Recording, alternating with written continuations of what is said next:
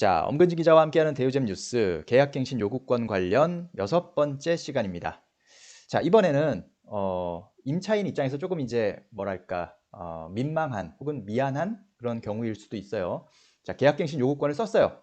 썼는데 쓰고 나서 2년을 다 채우지 않고 혹은 못하고 나가야 되는 내 어떤 임차인의 그 필요에 의해서 임차인의 어떤 사정에 의해서 임대인이 나가라고 한 게 아니라 임차인이 나 이사를 가야 되는 상황이다. 근데 난 계약갱신 요구권을 썼는데 너무 미안해서 이거 얘기를 어떻게 해야 되지? 뭐 이렇게 생각하실 수 있잖아요.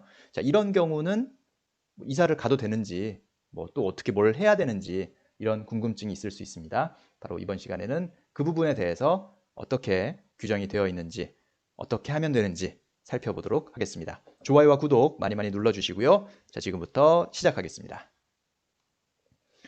자, 계약갱신 요구권 행사에 따라서 갱신되는 임대차의 존속기간은 2년으로 본다. 하지만 임차인은 언제든지 임대인에게 해지를 통보할 수 있다라고 되어 있습니다. 그러니까 계약갱신 요구권을 행사하면 이제 자동으로 임대차가 갱신이 되는 것이죠. 그때 일단 2년이 이제 새로 계약이 된 것으로 일단은 보는 것이고요.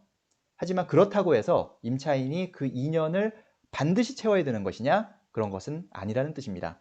임차인은 이 경우에도 언제든지 임대인에게 해지를 통보할 수 있다라고 되어 있습니다. 그러니까 뭐 임차인한테 뭐 전적으로 유리한 그런 규정이죠, 사실은.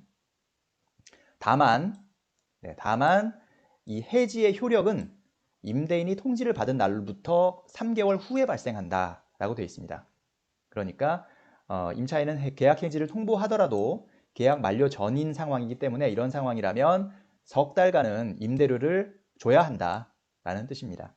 자, 예를 들어서 올해 1월 1일에 얼마 전에 올해 1월 1일에 만약에 계약갱신 요구권에 따라서 갱신이 됐어요. 그러면 자, 21년 1월 1일에 갱신이 되면 이 계약은 이제 2년으로 23년 1월 1일에까지 이제 자동으로 임대차가 계속 유지가 되는 거죠. 그런데 임차인이 갑자기 뭐 어떤 사정에 의해서 이사를 가야 되는 상황이 된 거예요. 21년 9월 1일 날.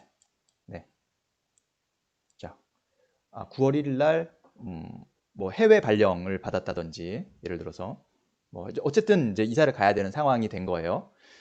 그러면 임차인은 이제 그 전에 얘기를 해야 되겠죠. 그 전에 얘기를 이거 사실을 알게 된 날에 막 예를 들어서 이거를 어, 7월에 알게 됐다. 예를 들어서 7월 1일 날 알게 돼서 그러면 이제 임대인한테 얘기하는 거죠. 저 지금 6개월 전에 어쨌든 이렇게 갱신이 됐지만 제가 특별한 사정이 생겨서 9월 1일에 나가야 되겠다라고 하는 거죠. 그러면 9월 1일 날 나갈 수가 있는 겁니다. 다만 임대인 입장에서는 갑자기 청천벽력 같은 일이잖아요.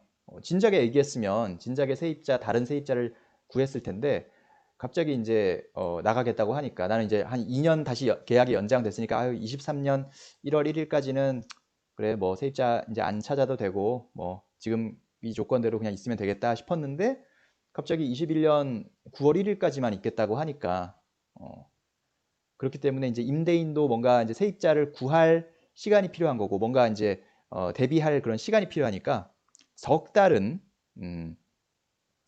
이게 석 달 후에 그 해지 효력이 발생한다는 겁니다. 그러니까 7월 1일 날 통보를 했다면 적어도 10월 1일까지는 10월 1일 날에야 이제 해지가 된다는 거죠. 그러니까 실제로는 이 사람이 9월 1일 날 방을 빼더라도 또 이 한 달치 월세는 내야 된다. 7월, 8월, 9월 석 달치의 월세는 임대인한테 주고 가야 된다라는 의미로 해석하시면 되겠습니다. 그렇더라도 임차인한테 뭐 유리한 임차인이 불리하다고 볼 수 없는 그런 조건이죠. 만약에 무조건 임차인이 23년 1월 1일까지 채워야 된다라고 하면 그것 또한 상당히 곤혹스럽잖아요.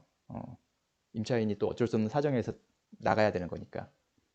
물론 이제 그 과정에서 이 기간까지 뭐 다른 세입자를 임차인이 구해서 이렇게 소개를 시켜준다든지 뭐 그런 식으로 보통은 하죠. 중간에 나가야 되는 경우에. 근데 이런 경우에는 그런 의무조차, 그런 부담조차 지지 않아도 된다. 그냥 통보한 다음에 석 달 후에 자동으로 해지가 되니까 나는 이 석 달치의 월세만 납부하면 해지 효력은 발생한다.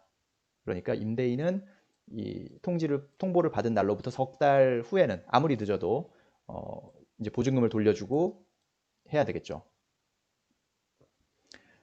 물론 뭐 둘이 합의가 되면은 9월 1일 날 맞출 수도 있겠고요. 그건 이제 둘이서 잘 합의를 해야죠. 임대인과 임차인이 합의를 하고 또 임차인이 바로 구해지면은 뭐 임대인 입장에서도 굳이 뭐 서로 다툴 필요가 없겠죠. 새로 들어오는 세입자한테 또 이 9월 월세를 받으면 되니까요.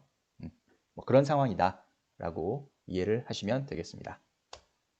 자, 이렇게 계약갱신 요구권을 행사한 경우에도 그래서 계약이 자동으로 연장이 됐는데 그 상황에서 내가 이사를 가게 되는 경우에 어떻게 되는 건지, 이사를 가도 되는 건지, 그 남은 계약 기간은 어떻게 되는 건지에 대해서 살펴봤습니다. 궁금한 내용, 이해 안 되는 내용 댓글 남겨주시고요. 제가 시간이 되는 대로 그리고 답변이 가능한 범위에서 최대한 신속하고 친절하게 답변을 남겨드리도록 하겠습니다. 그러기 위해서는 여러분들이 좋아요와 구독을 많이 눌러주시고 응원을 해주시면 저도 또 신이 나서 할 수 있겠죠. 네, 어쨌든 다시 한번 제가 연초에 다시 힘을 내서 이렇게 열심히 하고 있습니다. 작년 1월에 제가 신이 나서 열심히 했던 기억이 나는데 다시 이렇게 또 작심삼일이 되지 않을까 좀 걱정이 됩니다만 일단 2021년 1월에 또 이렇게 계약갱신 요구권과 관련해서 열심히 여러분과 만나고 있으니까요. 많이 응원해 주시고 관심 가져주시면 감사하겠습니다. 새해 복 많이 받으시고요. 추운 겨울 건강 관리 잘 하시고요. 다음 시간에 또 만나 뵙겠습니다. 감사합니다.